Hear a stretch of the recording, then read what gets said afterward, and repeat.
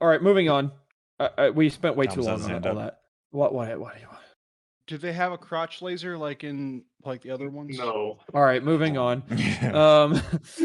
I missed last time. I finally did my homework. Joe, I watched the original. I don't think it's actually the original. It's the Planet of the Apes, the Mark Wahlberg one. Did I watch the wrong one? The original. You did. Dang it! Supposed to watch Oh my gosh! the Charleston Heston one. Dang it! The original. So you're gonna No. Thomas, you idiot! I said not the original is what I said. Not the original. I thought he wanted me to watch the Mark Wahlberg one. No, My why bad. would I want that? No one likes that movie. Yeah, it wasn't very good. It was a very silly movie. No, duh.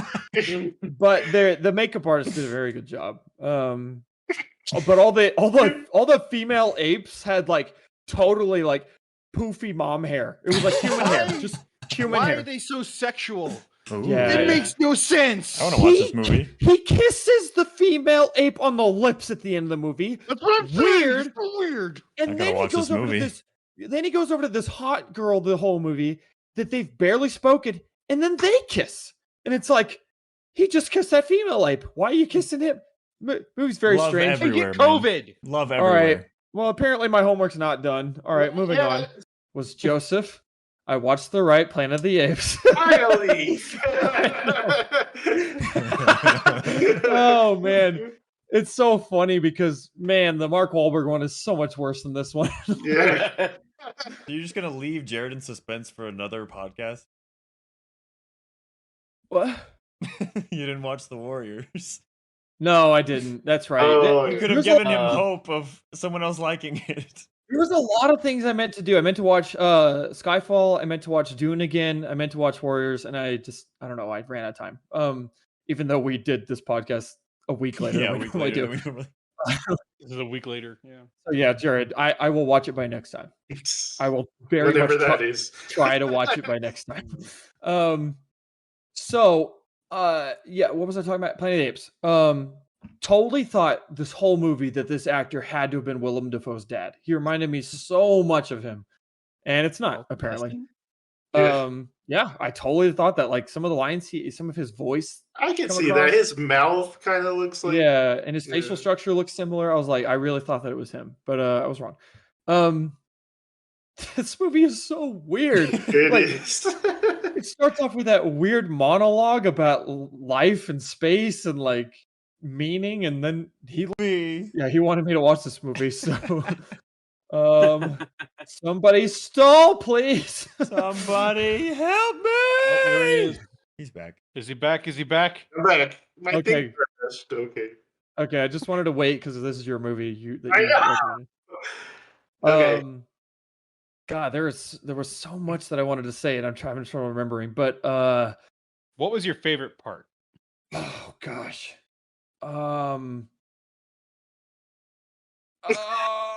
I like. Okay, so what I like that they did way better in this movie than in the Mark Wahlberg one is having him like be them coming across an intelligent human. Because in this, in this movie, Michael, all the humans are dumb and the apes rule the planet. Like none of the humans can speak. And I also really wish I hadn't known the like reveal at the end of the movie. I knew that before seeing it. That would have been cool. But it was still cool. Iconic at this It's point. yeah, it's a very cool moment. But anyway, but yeah, that him being smart was way better than this than in Mark Wahlberg. Mark Wahlberg, he was like, "I'm smart," and they were like, "Oh," because all the humans could speak in that one. So it's like Yeah. it just had more impact this one. It was cool how that he couldn't speak because his throat was injured. Mhm. And I thought that was really clever. And so he starts writing, and they're like, "We don't believe that you trained him to do this or whatever." And gosh, this is so frustrating because I should have made notes. Get your 'cause- hands off me, you damn dirty ape. Yeah, that was funny. I wish I wish it wouldn't been so long since I watched it. Now we lost Now Jared. we lost Jared. Oh, he doesn't like apes, so Going on. That's true. Jared would Um, react the same way Charlton Heston would react if he found a Planet of the Apes, Yeah, because yeah. when he lands there, he's just like crazy. He's like, "This is great. We're on a planet, whatever." Yeah. And then he sees these apes, and it just offends him to the core. And he's like, "This is a madhouse. What is going on?" Yeah. That's so funny.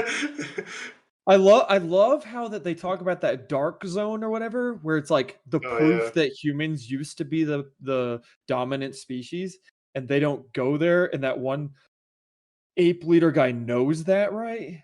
yeah. Yeah, and, They're like covering it up, so yeah, that's because it such a goes cool against their idea. religion or whatever. Yeah, because they bring that religion where that's like, "Oh, this is because that's like an evil place, the forbidden or something Forbidden area." zone or something Forbidden like zone, that. yeah, and, Yeah, like, but it's only to it's almost like The Village where it's like, you're not telling these people the truth, and you're just hiding from what reality is. I don't know, it was cool. yeah, Um, some of the shots are really awesome when the before the ship actually sinks and they're, like, out in that, like, lake thing with the canyons in the background. I was like, "Man, this movie yeah. holds up visually super well." Let's see. Yeah. Yeah. I don't know. I might watch this again just to give you a better review than that. But I really liked it. It was very good. So, Okay. I'll throw it to you, Joe. Okay, cool. Well, since you were watching that, Oh, yeah. um, I had never seen the sequels to the Planet of the Apes because I've seen the first one, but I never saw the sequels. Because there's a whole series, so I went through those. So I'll talk a little bit about them. So the first sequel is called Beneath the Planet of the Apes. This movie is weird. It's like this is the only movie I've seen that like sticks too close to the original and betrays the original at the same exact time. Because like the beginning is exactly the same. Astronaut lands on this planet. He's like freaked out that there's talking monkeys and stuff like that. But then all of a sudden they go underground, and it's like the tunnels or the subways of New York City. And then there's like psychic humans down there, and they fight by showing you these images, and it's crazy. So anyway, the monkeys show up, or the apes. I know they don't like to be called monkeys, but the apes show up. Um, they shoot Nova, which is Charlton Heston's girlfriend. She dies. Charlton Heston dies. The new astronaut guy dies, and then but before he dies, the humans, they worship an atomic bomb. So he sets Golden off one. the atomic bomb. Everyone dies. Everyone's dead. So that's the second movie. Oh my The third, gosh. I don't understand how that one nuclear bomb destroyed the entire planet. I, Because it's just one missile. okay. So then we go on to a movie called Escape from the Planet of the Apes. So apparently, not all the apes have died. There's still Cornelius, his wife, and then this other scientist guy. Somehow, this other scientist ape fixed Charlton Heston's rocket or something. So they rocketed off the planet before it blew up. But somehow they got thrown back in time and they land in like the 70s New York or 70s California or something. So they land there. This movie's very popular with the fans, but I found it kind of boring because it's more of like a comedy. It's Yeah, just like, huh? I like that one. Like a Yeah, lot. yes. A lot of people like this one, but I don't know. It just didn't hit with me. It's just like a comedy. Like the Cornelius, like he watches humans. He thinks they're pretty barbaric because they take him to a boxing match, and he's like, "Ugh, I don't like this." And then his wife Zero becomes like a feminist, and she's like this feminist icon for women. And anyway, they have turns out she's pregnant, and there's this evil human who's like, I don't like these apes at all. They're gonna destroy us, so we better kill this baby. Um, so the apes go on a run. They meet Ricardo Montalban, who's at a circus, and they meet him. I'll talk about him more in a minute.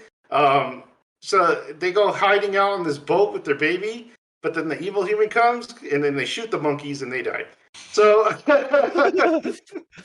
so that's the end of that one.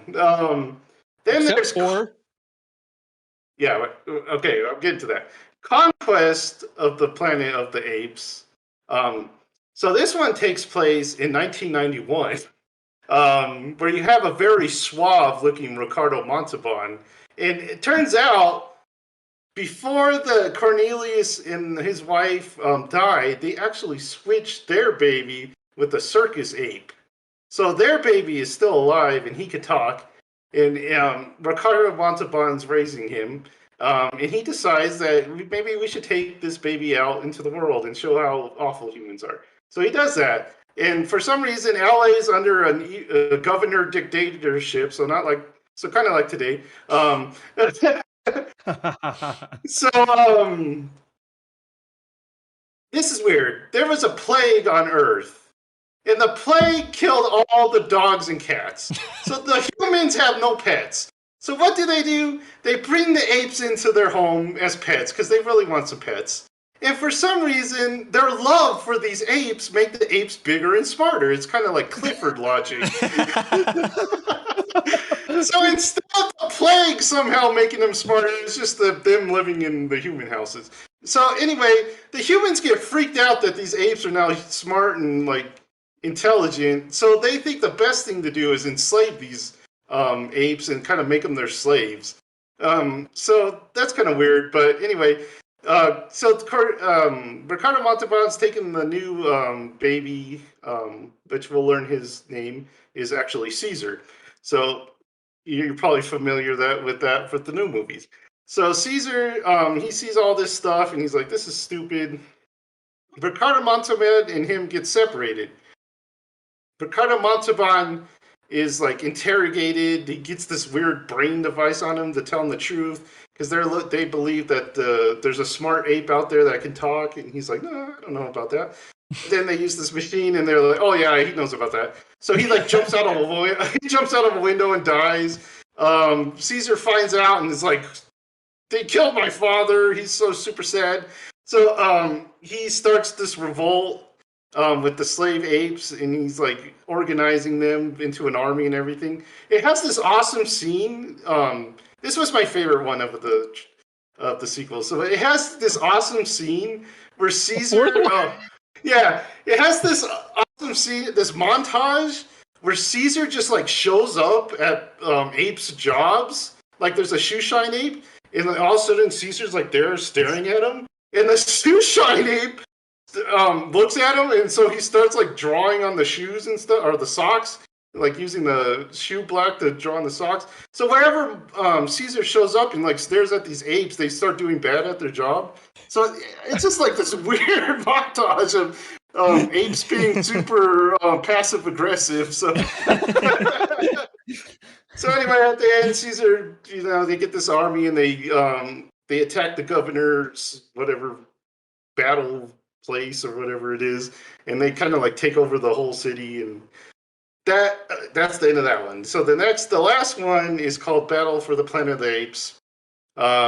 Caesar is leading this little group of apes and humans. He's trying to make them coexist. So that's kind of cool. And then you first learn that apes don't kill apes. That's the big line in this one, if you remember that. So anyway, Caesar has this human friend, and like the human friend's like, "Hey, you want to go hear from your dad?" And Caesar's like, "Well, I can't hear from my dad." And he's like, "No, you can. Let's go watch this recording of him." So they're like, "Okay." I gotta mention Caesar has a son real fast. So we'll get to him later, but remember he has a son. So they go to LA, and they go, and there's a kind of a cool callback to the second movie where they had those mutant humans. They have humans kind of like that. They're mutants, and so I guess these are like their ancestors. So it's kind of a cool callback to an awful movie. So they go watch this recording. Meanwhile, this gorilla, he hates humans, and he also kind of hates Caesar because he thinks he should be the leader.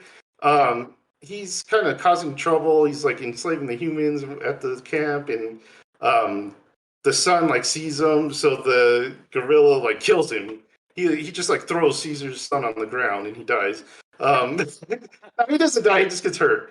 So anyway, Caesar comes back, and they're like, "Your son's hurt," and he's like, "Oh no!" So they go to like monkey house, and Caesar, for some reason, can't leave the house until the son's dead, so he's at his side. So the gorilla's like taking over. Meanwhile, the humans from the city followed Caesar back to their place, and they're ready to destroy him. And so a war kind of breaks out, but the gorilla's kind of like a punk, so he just runs away. And then Caesar's sons finally die, so Caesar gets in the fight. He like organizes everyone, and they defeat the humans, and they set the other humans free. But then the gorilla comes back and he's like, "Hey, I should be the leader." And Caesar's like, "What the heck? You just ran away." So anyway, they have a duel to the fight, and then or they have a duel to the death, and then Caesar they fight because the other apes are like, "He killed your son," and they're like, "Ape killed ape, ape killed ape." They keep chanting that. So Caesar like fights him and he kills him, and then the humans like, finally they've learned to become human or something.